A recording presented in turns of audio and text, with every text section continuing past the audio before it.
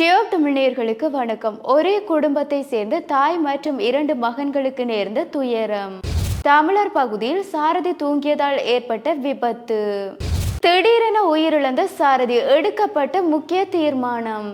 தெதுரு ஓயாவில் குளிப்பதற்காக சென்ற ஒரே குடும்பத்தை சேர்ந்த தாய் மற்றும் 2 மகன்கள் ஆற்றில் அடித்து செல்லப்பட்டுள்ளதை அடுத்து ஒரே ஒரு மகன் மாத்திரம் சடலமாக மீட்கப்பட்டுள்ளதாக போலீசார் தெரிவித்துள்ளனர். எனும் இந்த சம்பவம் தொடர்பில் தெரிவிக்கையில், குருநாகல் போகமுவ பிரதேசத்தில் இருந்து தெதுரு ஓயாவிற்கு நேற்றைய தினம் குளிப்பதற்காக வருகை தந்த ஒரே குடும்பத்தை சேர்ந்த இவர்களை இவ்வாறு ஆற்றில் அடித்து செல்லப்பட்டுள்ளதாக தெரிவிக்கப்பட்டுள்ளது.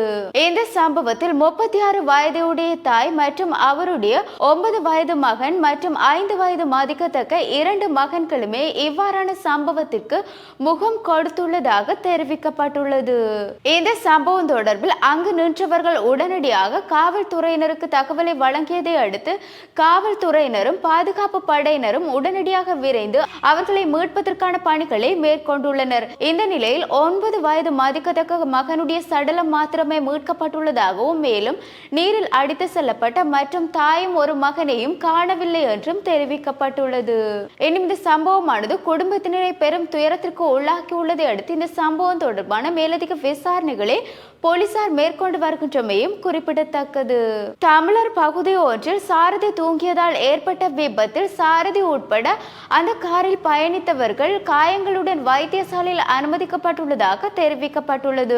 சம்பவத்தில் தெரிய வருகையில், திருகோணமலையிலிருந்து மட்டக்களப்பு நோக்கி சென்று கொண்டிருந்த கார் ஒன்று வீதியை விட்டு விலத்தி இந்த விபத்து ஏற்பட்டுள்ளதாகவும், மேலும் இந்த விபத்து நேற்றைய தினம் மான்கேணி பகுதியில் இடம்பெற்றுள்ளதாகவும், இந்த விபத்தின் போது குறித்த சாரதி தன்னுடைய காரினை செலுத்தி சென்று கொண்டிருந்த வேளை அவர் காரிலேயே தூங்கியுள்ளதாகவும், கார் தடுமாறி வீதியை விட்டு விலத்தி சென்று இந்த விபத்து ஏற்பட்டுள்ளதை அடுத்து காரை செலுத்திய சாரதி உட்பட அந்த காரில் இருந்த பயணிகள் அனைவரும் காயமடைந்து அப்பகுதியில் உள்ள வைத்தியசாலை ஒன்றில் அனுமதிக்கப்பட்டுள்ளதாகவும் தெரியப்படுத்தியுள்ளனர். ஆகவே இந்த விபத்து தொடர்பான மேலதிக விசாரணைகளை காவல்துறையினர் மேற்கொண்டு வருகின்ற நிலையில் அண்மை காலமாக எவ்வாறான விபத்துகள் இடம்பெறுவதையும் சுட்டிக்காட்டியுள்ளனர். இலங்கை போக்குவரத்து சபைக்கு சொந்தமான பேருந்தை செலுத்தும் சாரதிகளில் 40 வயதுக்கு மேற்பட்டவர்கள் கட்டாயம் மருத்துவ அறிக்கையினை சமர்ப்பிக்க வேண்டும் என்று முக்கிய அறிவிப்பு ஒன்று விடுக்கப்பட்டுள்ளது.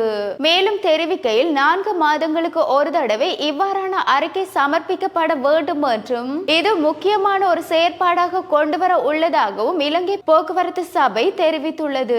எனினும் இதற்கான முக்கிய காரணம், கடந்த 23ஆம் திகதி அன்று அம்பாறையிலிருந்து கொழும்பு நோக்கி பேருந்தை செலுத்திக் கொண்டிருந்த சாரதி ஒருவர் திடீரென்று மாரடைப்பு ஏற்பட்டு உயிரிழந்துள்ளதை அடுத்து அவர் செலுத்தி சென்ற பேருந்து வீதியை விட்டு விலத்தி அருகிலுள்ள மரம் ஒன்றில் மோதி விபத்து ஏற்பட்டுள்ளது. அந்த விபத்தின் போது பேருந்தில் சுமார் 40 பயணிகள் சென்றுள்ளதாகவும், எனினும் எவ்வாறு சாரதிகளுடைய மருத்துவ குறைவினால் ஏற்படுகின்ற விபத்துகளின் போது பேருந்தில் செல்கின்ற பயணிகளும் பாதிக்கப்படுகின்றார்கள் என்பதை அடிப்படையாக வைத்தே இவ்வாறான ஒரு தீர்மானம் எடுக்கப்பட்டுள்ளதாகவும் தெரிவிக்கப்பட்டுள்ளது. ஆகவே இவ்வாறான விபத்துக்களை தடுக்கும் விதமாகவே இலங்கை போக்குவரத்து சபை இந்த விசேட தீர்மானத்தை எடுத்துள்ளமையும் குறிப்பிடத்தக்கது. இவ்வாறு எங்களுடைய செய்திகளை அறிவதற்கு www.tamil24/7.com எனும் இணையதளத்தினூடாக பிரவேசியுங்கள். வணக்கம்.